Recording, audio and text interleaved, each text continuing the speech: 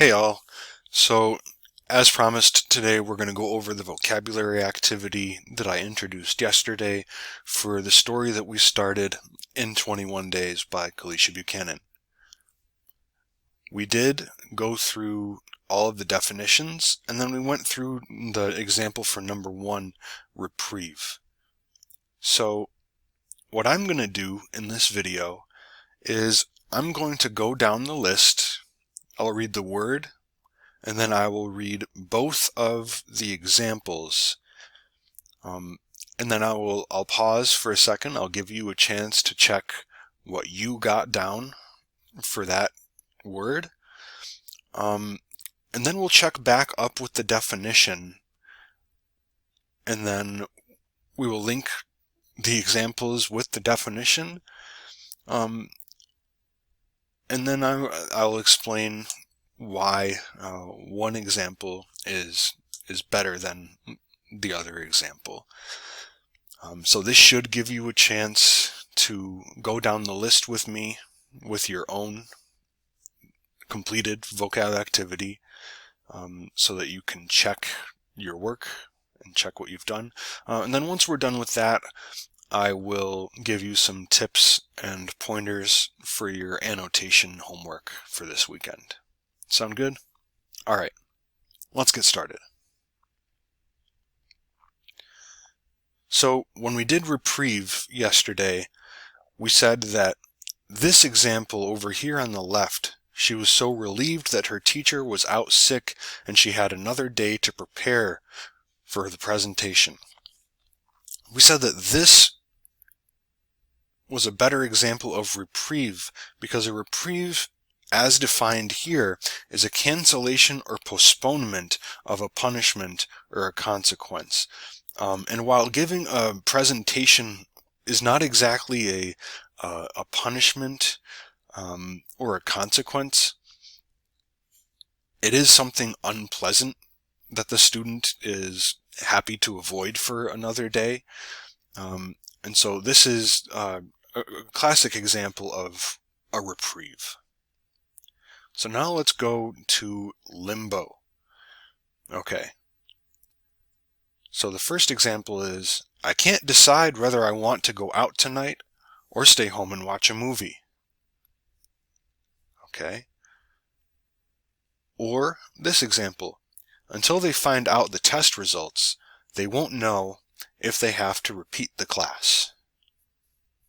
All right. So check to see which one you marked, and I'll give you a second to think about why you marked what you marked. And while you're doing that, I'll go back up to the definition. So the definition for limbo is an uncertain period of awaiting a decision or resolution. And again, these definitions are chosen because these are the definitions that link most closely to how the word is used in the story. So I can, off the top of my head, think of two other definitions for the word limbo that doesn't quite fit with how it's used in the story. So this is the definition that we're looking at, an uncertain period of awaiting a decision or a resolution. Okay. So now, which one of these examples most closely fits awaiting a decision or a resolution? Okay. So if you're looking at this left side, I can't decide whether I want to go out tonight or stay home and watch a movie. So if you see this word decide, you might be tempted to think, okay, so this must be it because it says it has to do with a decision. But the definition says an uncertain period of awaiting a decision. So often the way we think of limbo is a situation where the person who's waiting doesn't have much power. And so on the left side, this person has the power in this case. It's up to them. Whether when they make the decision, they're in control of their fate. On the other hand, over here, until they find out the test results, they won't know if they have to repeat the class. And so which one of these most closely represents an uncertain period of waiting? And the answer is the one on the right. This option on the right here more closely fits the definition, and so that's the better answer, this option on the right. Coincide. All of her roommates had friends visiting on the same weekend, so the apartment was packed. Or, she needed some extra money, but decided to wait until after finals to look for another part-time job. So, let's look again at our definition. Coincide means to occur at or during the same time. Co means with. Inside sounds like incident, right? So two incidents happening at the same time. You get coincide. Okay. So which one of these most closely looks like two events, two incidents occurring at the same time? Which one did you get? And the answer is going to be this one on the left. All of her roommates had friends visiting on the same weekend, so the apartment was packed. So it would be different if they had all planned it that way, but the way this sentence reads, it sounds like it just happened to be that way. And so, as it happened, all of these people were filling the apartment at the same time. So the best example for coincide is this one on the left. This one on the right, she needed some extra money but decided to wait until after finals to look for another part-time job. It's difficult to see how that fits with the definition. Ordained. The official position of the Catholic Church is that women are not allowed to become priests. Or, most people follow an unwritten rule on the subway and avoid making eye contact. So going back up to the definition here, ordained means ordered or commanded officially. Okay? So again, we made that connection between ordained and ordered. And so one key component when we're deciding between these two examples for this one is going to be officially. Okay. So remember, it has to be something that is ordered or commanded officially. So for these examples, which one most closely represents something that is ordered or commanded officially? If you're looking at the one on the right, you might see this word rule, and you might be drawn to this one. But it says it's an unwritten rule. So an unwritten rule is not an official rule. And then in fact we see the word official here. The official position of the Catholic Church is that women are not allowed to become priests. And so that's the reason this one on this side is the better option. Mayhem. The lines for the elevators are so disorganized and everyone is really impatient. And so this sort of harkens back to the good old days. If you've ever been into Murray, the building that we would usually have class in, one day when you go there, you'll see what we mean by this. In my mind, I think this is relating right directly to that. Or it seems like there's always a riot in the streets after the game, whether the team wins or loses. Okay.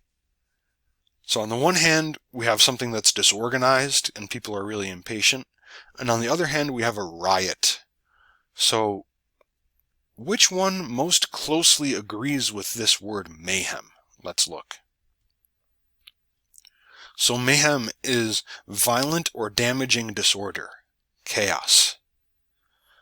Okay, so you might say, okay, well, disorder kind of sounds like disorganized, right?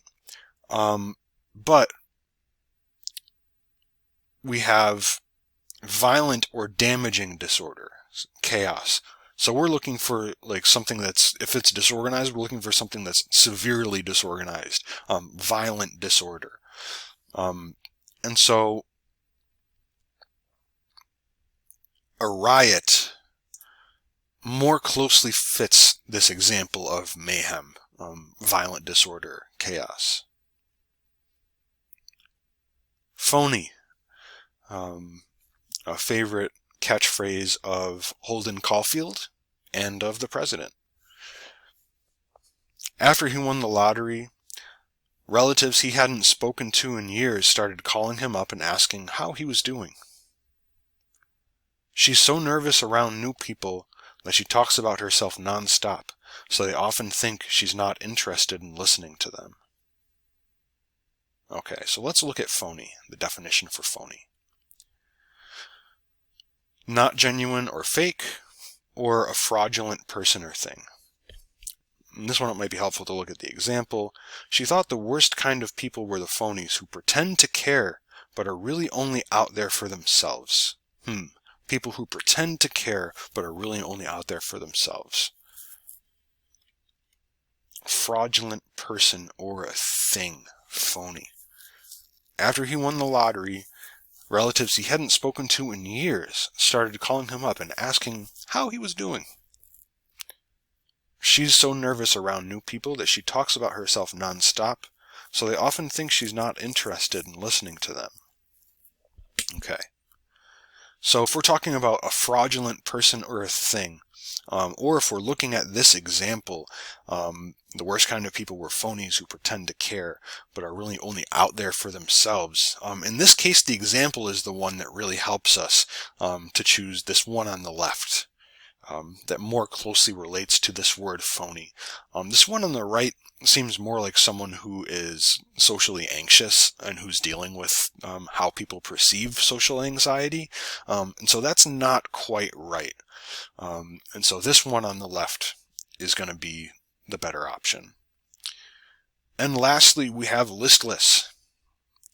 No matter what her friends suggested they do together, she felt like she'd rather have a quiet night at home.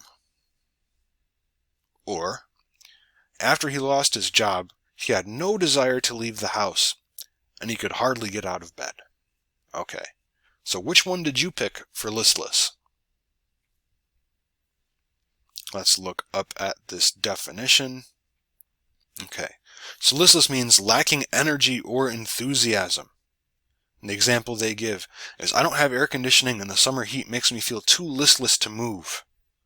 So listless is lacking energy or enthusiasm.